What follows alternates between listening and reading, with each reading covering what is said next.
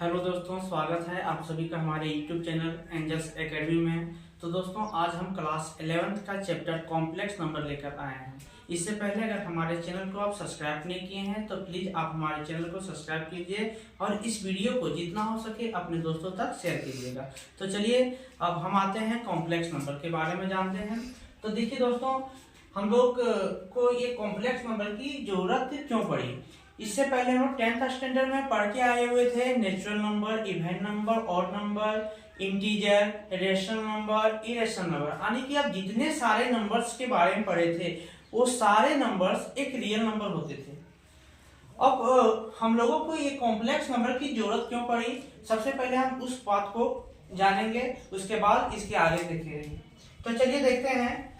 सबसे पहले कि यहाँ पे एक इक्वेशन देखिए, यहाँ पे लिख रहे हैं कि x square -1 is equal to 0।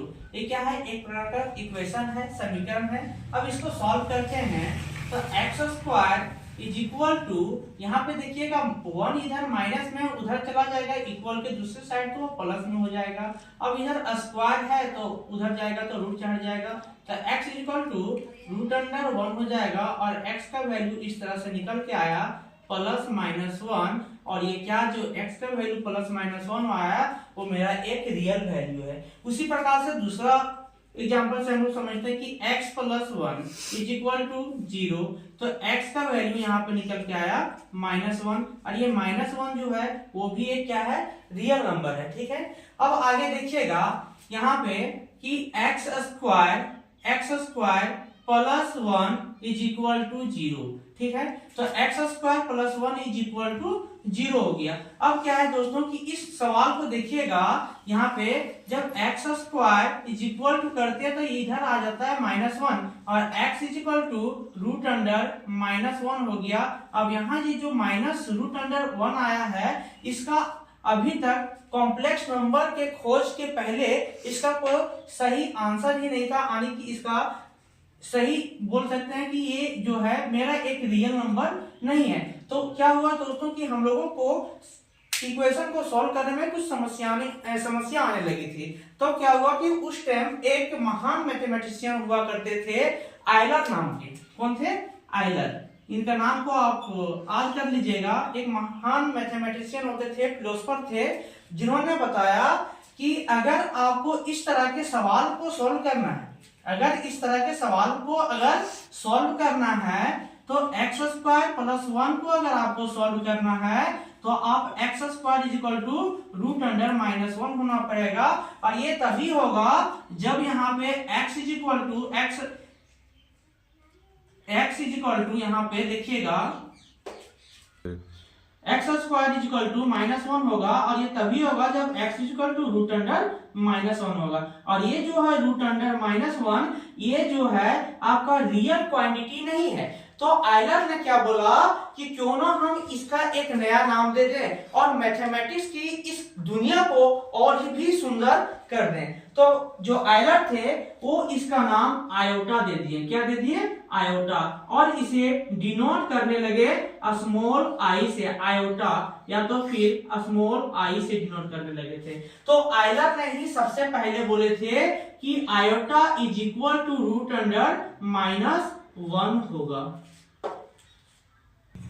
तो यहाँ पे आपने देखा कि √1 का क्या नाम दे दिया गया, तो आयोटा। और ये आयोटा किसने दिया? तो आयलर ने दिया था। किसने दिया था? आयलर ने दिया था सबसे पहले आयलर ने ही बताए थे कि √1 को आयोटा का नाम दिया जाए और आयोटा को डिनोट करेंगे स्मॉल आई से। किसने बोला था? तो आयलर ने बोला था। ठीक है, अब देखिएगा यहाँ पे ध्यान दीजिएगा कि चलिए इसका एक और एग्जांपल से हम लोग समझते हैं। एग्जांपल लेके समझते हैं। थोड़ा सा देखिएगा कि x square + 4 is equal to 0। तो x square is equal to -4, तो x इज इक्वल टू हो गया √4। अब यहाँ पे देखिएगा इस 4 का इस 4 का तो स्क्वायर रूट हम लोग जानते हैं कि x इक्वल टू देखिएगा प्लस माइनस 2 आ जाएगा और रूट के अंदर बच जाएगा -1। अब इस रूट अंडर -1 को अभी हमने बताया कि रूट अंडर -1 को आयलर साहब ने बताया था कि स्मॉल आई से डिनोट करेंगे, तो x इक्वल टू हो जाएगा प्लस माइनस 2 आयोटा, और ये भी एक क्या हो जाएगा मेरा कॉम्प्लेक्स नंबर हो जाएगा। और आयोटा क्या है, तो आयोटा जो है एक इमेजिनरी यूनिट है। क्या है बच्चों, तो इमेजिनरी यूनिट है। क्या है, इमेजिनरी यूनिट कहते हैं। आयोटा क्या है, इमेजिनरी यूनिट है। अब हम लोग समझेंगे कॉम्प्लेक्स नंबर को। तो देखिएगा इस कॉम्प्लेक्स नंबर को कि कॉम्प्लेक्स नंबर क्या होता है। सबसे पहले इसके डिफिनेशन को समझते हैं। इसके इस चैप्टर का हर एक पॉइंट इंपॉर्टेंट है। इसके एक छोटे छोटे पॉइंट से भी बहुत सारे प्रश्न तो बनाए जाते हैं, इसलिए आप वीडियो को बिना स्किप किए हुए और वीडियो को पूरा देखिए ताकि कहीं से भी क्वेश्चंस आओ एग्जाम में तो क्वेश्चंस को सॉल्व कर पाए। तो देखिए कॉम्प्लेक्स नंबर क्या है। A number of the form a plus I b where a और b any real number is called complex number. यानी क्या बोला है कि a और b दो रियल नंबर है और वो रियल नंबर्स का अगर कॉम्बिनेशन कर दिया जाए और वो अगर a प्लस आयोटा b के रूप में दिखे तो वह कॉम्प्लेक्स नंबर होगा। क्या होगा, कॉम्प्लेक्स नंबर। और इसे डिनोट किया जाता है z से, ठीक है ना। जैसे यहां पे देखिएगा z is equal to a plus iota b। क्या है, z is equal to a plus iota b where a and b belongs to r को रियल नंबर। यानी क्या है, a और b जो है वो रियल नंबर का टुकड़ा है। ठीक है, अब आगे देखिए ये आयोटा क्या है। तो अभी हमने पढ़ाया कि i is equal to iota और आयोटा का वैल्यू रूट अंडर -1 होता है। ठीक है बच्चों, तो यहाँ पे देखिए हमने क्या बोला कि a और b रियल नंबर है और iota is equal to root under -1। तो a और b रियल नंबर होगा और जब रियल नंबर्स का कॉम्बिनेशन कर दिया जाता है तो वो जाके आपका बन जाता है कॉम्प्लेक्स नंबर, जिसे हम लोग z से डिनोट करते हैं। z is equal to a plus I B. अब देखिएगा यहाँ पे z is equal to a plus I B, ठीक है ना। तो यहाँ पे जो मेरा a आया, ये जो है ये मेरा कहलाएगा रियल पार्ट ऑफ z। क्या कहलाएगा, रियल पार्ट ऑफ z, ये कहला जाएगा। और b जो है मेरा यहाँ पे देखिएगा, b जो होगा मेरा, b जो होगा वो कहलाएगा imaginary part of z। Imaginary part of z, ठीक है ना। अब यहाँ पे क्या होता है, इस चैप्टर में एक और डिफिकल्ट वाली पॉइंट है कि यहाँ पे जो है हर चीज का कुछ ना कुछ रिप्रेजेंटेशन होता है। यानी जैसे real part of Z A तो लैंग्वेज में लिख दिया, imaginary part of Z language में लिख दिया, यानी कि जहां पे आई नहीं है वो मेरा रियल पार्ट हो गया और जो आई के साथ है वो वाला मेरा इमेजिनरी पार्ट कहलाएगा। तो मेरा यहाँ जो रियल पार्ट हो गया वो हो गया मेरा ए। अब ए को इस तरह से भी लिख देता है क्वेश्चंस में कि रियल पार्ट को रियल जेड, देखिएगा इस तरह से रियल आर ई ब्रैकेट में जेड लिख देगा और लिख दिया ए, यानी कि मेरा रियल पार्ट हो गया। इमेजिनरी पार्ट को डिनोट कर देता है आई एम ब्रैकेट में इस तरह से जेड लिखेगा और इमेजिनरी पार्ट क्या है मेरा, तो बी है, तो imaginary part is equal to B कर देगा। ठीक है, अब चलिए आते हैं हम लोग आगे देखते हैं। तो हमने देखा कि Z is equal to A plus iota B. अब ए जो है मेरा क्या है, रियल पार्ट ऑफ जेड है और b क्या है, तो इमेजिनरी पार्ट ऑफ z है। ठीक है, और यहाँ पे एक नोट करने वाली पॉइंट है, इसको नोट कीजिएगा आप लोग। देखिएगा ये पॉइंट नोट करने वाली है।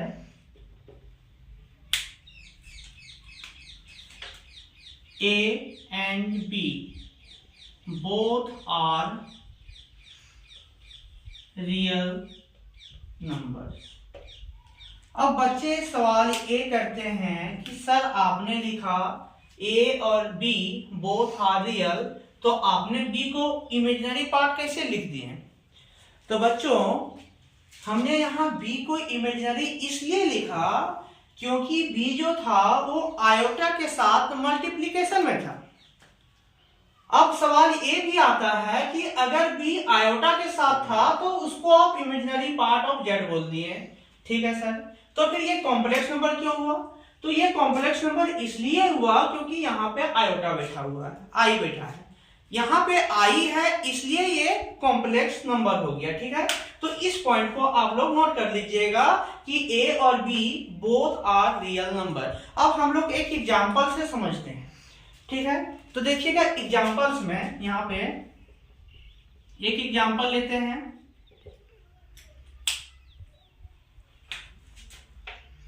2 minus 3i find real part of z and imaginary part of z। इसका रियल पार्ट भी लिखना है और इमेजिनरी पार्ट लिखना है। तो हमने बताया कि जो बिना आई वाला है वो रियल कहलाएगा और जो आई के साथ है वो मेरा इमेजिनरी कहलाएगा, ठीक है। तो देखिएगा यहाँ पे मेरा जो रियल पार्ट ऑफ जेड होगा वो कितना हो जाएगा? तो 2 हो जाएगा, और इमेजिनरी पार्ट ऑफ जेड कितना हो जाएगा? तो -3 हो जाएगा। साइन के साथ लीजिएगा, ऐसा नहीं कि 3 लिख दीजिएगा, फिर रॉन्ग हो जाएगा। साइन के साथ लिखिएगा -3 होगा, ठीक है। चलिए अब आते हैं आगे, देखते हैं इसका। अब देखिएगा दूसरा नोट करने वाली पॉइंट है, इसको देखिएगा। यहाँ से आईआईटी में बहुत सारे प्रश्न पूछते भी हैं और बहुत सारे क्वेश्चंस में इस लाइन को, ये इंफॉर्मेशन को लिख दिया होता है। यहाँ पे देखिएगा क्या है कि if z is purely real,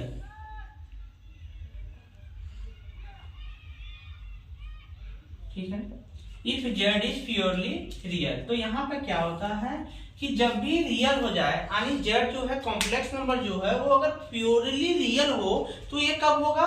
जब मेरा आयोटा वाला टर्म मेरा 0 हो जाए, यानी कि b जो है वो जब 0 हो जाएगा तो मेरा वो प्योरली रियल कहलाएगा, ठीक है। यानी कि हम लोग यहाँ पे कह सकते हैं कि imaginary of z is equal to 0, और या तो फिर b इक्वल टू 0। जब 0 होगा तब ये कहलाएगा प्योरली रियल नंबर, ठीक है। यहाँ पे देखिएगा एक एग्जांपल से समझते हैं हम कि 2 + 0i, ये क्या है? तो प्योरली रियल है। क्या है? प्योरली रियल, ठीक है। ये क्या है? मेरा प्योरली रियल है, क्योंकि मेरा आयोटा वाला टर्म क्या है? मेरा b जो है वो क्या है? 0 है, तो सिर्फ यही बच गया, ये मेरा प्योरली रियल कहलाएगा। तो यहाँ पे समझ में आ गया होगा कि 2 + 0 आयोटा ये क्या कहलाएगा? प्योरली रियल कॉम्प्लेक्स नंबर, ठीक है। आगे देखिए जो है इसका पॉइंट नंबर 2 नोट करने वाली बात है कि if z is purely imaginary,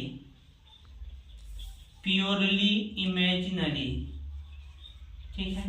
तो यहाँ पे क्या होगा? जब z प्योरली इमेजिनरी कब कहलाता है? यहाँ पे जब मेरा रियल पार्ट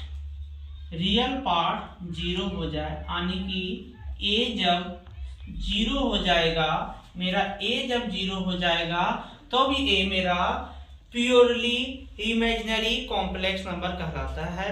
जैसे एक एग्जांपल इसका भी देख लीजिए, 2 आयोटा। अब इसमें क्या है कि मेरा रियल टर्म जो है, रियल पार्ट नहीं दिया हुआ है, यानी कि अगर इसको लिखेंगे तो 0 + 2 आयोटा लिखेंगे, तो ये 0 तो कुछ है ही नहीं यहाँ पे, तो सीधा इसको 2 आयोटा लिखेंगे, और ये जो 2 आयोटा आया हुआ है ये क्या कहलाएगा? तो प्योरली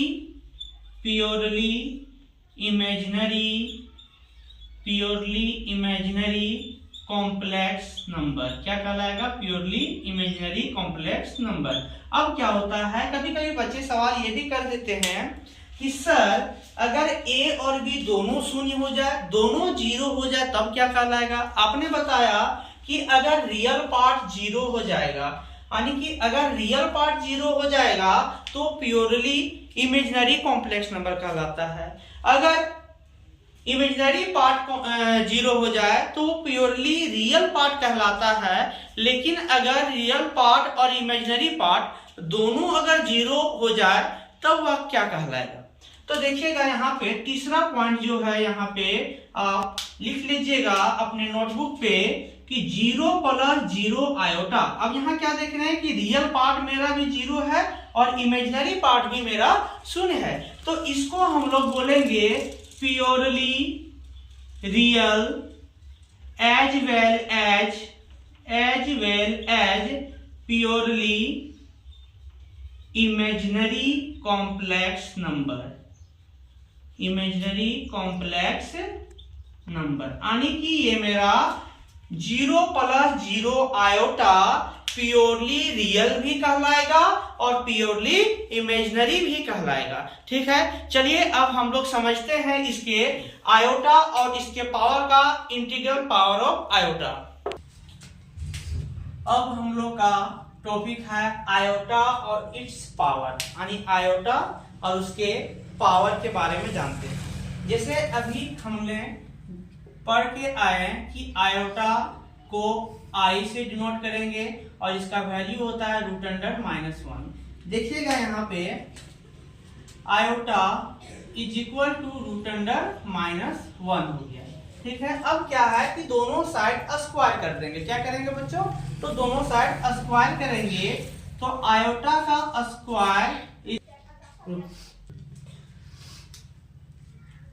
तो क्या किए हमने देखा कि आयोटा इज इक्वल टू √(-1), तो दोनों साइड स्क्वायर कर दिए, स्क्वायरिंग ऑन बोथ साइड, तो आई स्क्वायर इज इक्वल टू -1। अब फिर से क्या करेंगे कि इस आई स्क्वायर में हम एक और आई का मल्टीप्लाई करेंगे, तो आयोटा के पावर 3 चढ़ जाएगा, आयोटा के पावर 3, और इसका वैल्यू देखिएगा यहाँ पे, और इधर भी आई का मल्टीप्लाई करेंगे तो यहाँ आ जाएगा -i। ठीक है ना, यानी आयोटा के पावर 3 का वैल्यू हो जाएगा -आयोटा।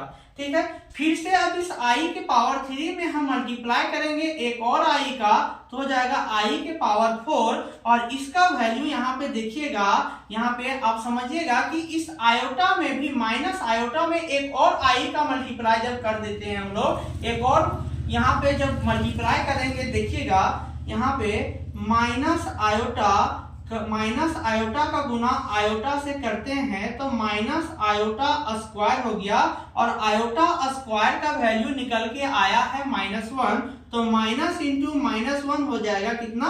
1। तो i के पावर 4 का वैल्यू कितना होगा? तो 1 हो जाएगा, i के पावर 4 का वैल्यू 1 होगा।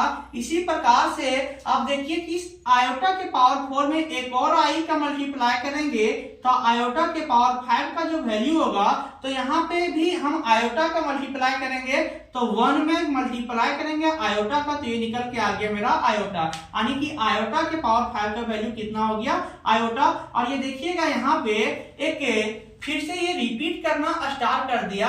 जैसे यहाँ पे आपने देखा कि आयोटा इज इक्वल टू √(-1), और आयोटा के पावर 5 का वैल्यू आयोटा आया हुआ है, यानी कि इसका भी वैल्यू जो होगा √(-1) होगा, तो जो आयोटा है वो बराबर हो जाएगा आयोटा के पावर 5 का, यानी आयोटा के पावर 5 का वैल्यू इस आयोटा के इक्वल होगा। उसी प्रकार यहाँ पे आयोटा का 6 जो होगा, यहाँ पे आयोटा के पावर 6 का वैल्यू आयोटा के पावर 2 के वैल्यू के बराबर होगा, इसका भी वैल्यू कितना आएगा? -1 आएगा। उसी प्रकार आयोटा के पावर 7 का वैल्यू आयोटा के पावर 3 के बराबर होगा, आयोटा के पावर 8 का वैल्यू आयोटा के पावर 4 के बराबर होगा यहाँ पे। उसी प्रकार और देखिए यहाँ पे फिर आयोटा 9, आयोटा 10, आयोटा 11, आयोटा 12। ठीक है, इसी तरह अब जितना भी लिखिएगा इन सारे वैल्यू को आप आसानी से लिख पाएंगे। आपको सिर्फ ये चारों आद करना है, और जितने भी 4 के मल्टीप्लाई आएंगे, यानी कि आयोटा के पावर में 4 का अगर मल्टीप्लाई दिख रहा है तो आप उसका वैल्यू सीधा 1 लिखिए, क्योंकि आयोटा के पावर में जितने भी आयोटा के पावर में 4 का मल्टीप्लाई दिखेगा, 4 का मल्टीप्लाई दिखेगा, उन सारे आयोटा के पावर का वैल्यू 1 होगा। ठीक है, यहां तक आप लोगों को क्लियर हो गया। अब चलिए यहां पे देखिएगा, आगे देखिए यहाँ पे एक नोट करने वाली पॉइंट है, इसको भी आप लोग लिख लीजिएगा। यहाँ पे आयोटा के पावर मल्टीपल ऑफ 4 का वैल्यू कितना होगा, तो 1 के बराबर आएगा। अब हम लोग कुछ एग्जांपल से समझते हैं इसका। देखिएगा, जैसे हमने यहाँ पे लिख दिया आयोटा के पावर 5, इसका वैल्यू निकालना है। आयोटा के पावर 5 का वैल्यू, उसके पहले आप लोग इस चारों वैल्यू को याद कर लीजिएगा। हम फिर से एक बार लिख दे रहे हैं कि आयोटा के पावर जब 1 होगा तो उसका वैल्यू √(-1) होगा। आयोटा के पावर 2 होगा तो उसका वैल्यू -1 होगा। आयोटा के पावर 3 होगा तो उसका वैल्यू माइनस आयोटा होगा। आयोटा के पावर 4 होगा तो उसका वैल्यू कितना होगा, 1 होगा। तो इस i के पावर 5 को हम यहाँ पे देखिए i के पावर 5 को लिख सकते हैं i के पावर 4 इंटू i। क्यों? क्योंकि आप लोग पढ़ के आए हैं कि a के पावर m इंटू a के power n is equal to a के पावर m प्लस n। इस प्रॉपर्टीज को आप लोग पढ़ के आए हुए हैं, तो हम इसको भी इस रूप में ब्रेक कर सकते हैं। तो यहाँ पे क्या हुआ कि आयोटा के पावर 4 का वैल्यू 1 हो रहा है दोस्तों, तो इसका वैल्यू 1 इंटू आयोटा, तो आयोटा के पावर 5 का वैल्यू निकल के आ जाएगा कितना, आयोटा। कितना निकलेगा, आयोटा निकलेगा। चलिए और भी एग्जांपल लेके समझते हैं। आयोटा के पावर 102 का वैल्यू निकालते हैं। ठीक है, तो दोस्तों देखिएगा, इसको भी हम ब्रेक करेंगे। सबसे पहले 4 के मल्टीप्लाई के रूप में इसको तोड़ लेते हैं हम लोग। देखिएगा, आयोटा के पावर 102, तो इसको लिख सकते हैं कि आयोटा के पावर 100 इंटू आयोटा के पावर 2। ठीक है, अब इसको आयोटा के पावर 100 को यहाँ पे देखिएगा आयोटा के पावर 25, यहाँ पे देखिएगा आयोटा के पावर में 4 का whole power 25 into iota square. तो आयोटा के पावर 4 का वैल्यू 1 और 1 के पावर 25 इंटू आयोटा के पावर 2 का वैल्यू होता है -1। ठीक है, तो 1 का पावर 225 है, तो इसका वैल्यू तो 1 हो गया, इंटू -1 करेंगे तो इसका आयोटा के पावर 102 का वैल्यू कितना निकल के आया, तो -1 आ गया। इसी प्रकार से आप लोग देखिएगा आयोटा के पावर 2022 का वैल्यू निकालना है हम लोग को। तो आयोटा के पावर 2022 का जो वैल्यू निकालना है, आप क्या करेंगे कि वैल्यू जब बड़ा बड़ा हो जाएगा और इसको जब ब्रेक करना थोड़ा सा मुश्किल हो जाता है, तो क्या करना, सीधा से आप यहाँ पे देखिएगा, कभी भी आयोटा के पावर 10,000 हो, 15,000 हो, 1,00,000 हो, करना कुछ नहीं है, सिर्फ क्या कीजिएगा, उसके पावर को 4 से डिवाइड कर दीजिए। क्या कीजिएगा, उसके पावर को 4 से डिवाइड करेंगे, और डिवाइड करने के बाद हम उसके रिमाइंडर को देखेंगे कि क्या आता है। जैसे हमने अगर 2000 आयोटा के पावर 2022 का वैल्यू निकालेंगे, तो इसको हम 4 से डिवाइड करेंगे 2022 को, तो देखिएगा 4 5 जा 20, ये कट गया, 2 यहाँ पे लिख दिया, फिर से 2 यहाँ पे 0 देंगे, 4 5 जा 20, बच गया रिमाइंडर मेरा 2। कितना बच गया, रिमाइंडर 2। तो इसको हम लोग लिख सकते हैं आयोटा के पावर 4 का होल पावर 505 इंटू आयोटा के पावर 2। ठीक है, तो यहाँ आ गया मेरा 1 के पावर 505 इंटू आयोटा स्क्वायर, तो इसका वैल्यू 1 हो गया, इंटू आयोटा स्क्वायर का वैल्यू -1, तो अब यहाँ पे निकल के आया वैल्यू मेरा -1 हो जाएगा। टोटली आयोटा के पावर 2022 का वैल्यू कितना होगा, -1। इसी प्रकार से आप आयोटा के पावर 2024 का भी वैल्यू निकाल सकते हैं। सबसे पहले क्या करेंगे कि 2024 को 4 से डिवाइड करेंगे। 2024 को 4 से डिवाइड करेंगे तो 4 5 जा 20, कट गया, 2 4 लिख दिए, यहाँ पे 0 दिए। अब यहाँ देखिएगा 4 से फिर से इस 24 को आप डिवाइड करेंगे तो 4 6 जा होता है 24। अब ये मेरा रिमाइंडर हो गया 0। क्या हो गया रिमाइंडर 0। तो यहाँ पे देखिए आयोटा के पावर 4 का होल पावर में 506 इंटू आयोटा के पावर 0। तो इसका वैल्यू हो जाएगा 1 के पावर 506 इंटू आयोटा के पावर 0 का वैल्यू 1। तो सीधा ये कितना हो जाएगा मेरा 1 हो जाएगा। ठीक है, यानी कि रिमाइंडर अगर 0 आता है तो उसका वैल्यू 1 होगा। चलिए हम अब इस पे कुछ ट्रिक दे देते हैं आप लोगों को। देखिएगा इसका ट्रिक क्या है कि if power of iota is greater than 4 then we have to divide power by 4 and put only remainder in power which gives result। तो देखिएगा कि जब रिमाइंडर का रिजल्ट आने की 4 से डिवाइड करने के बाद अगर हमारा रिमाइंडर 0 आता है, अगर 0 आ जाएगा तो वहां पे उसका वैल्यू 1 आएगा। अगर रिमाइंडर मेरा 1 होगा तो उसका वैल्यू मेरा आयोटा होगा। रिमाइंडर अगर 2 आएगा तो मेरा वैल्यू -1 होगा। रिमाइंडर 3 होगा तो उसका वैल्यू आएगा माइनस आयोटा आएगा। ठीक है, अब हम लोग का नेक्स्ट टॉपिक जो है वो है negative integral power of iota. इस टॉपिक के बारे में हम लोग नेक्स्ट वीडियो में पढ़ेंगे। आज के लिए इतना ही। तब तक आप लोग इन सारे प्रश्नों का जितना भी आयोटा से रिलेटेड क्वेश्चंस को बताए हैं, आप जिस भी बुक का फॉलो करते हो, केसी से एनसीईआरटी, आर.डी. शर्मा, उन सारे बुक से आप क्वेश्चन का प्रैक्टिस कर सकते हैं। और हम लोग नेक्स्ट लेक्चर में पढ़ेंगे negative integral power of iota. हम लोग नेक्स्ट लेक्चर में मिलेंगे आपसे और एक अपने दोस्त कॉम्प्लेक्स नंबर से और आपसे। तब तक के लिए अभी बाय, टेक केयर।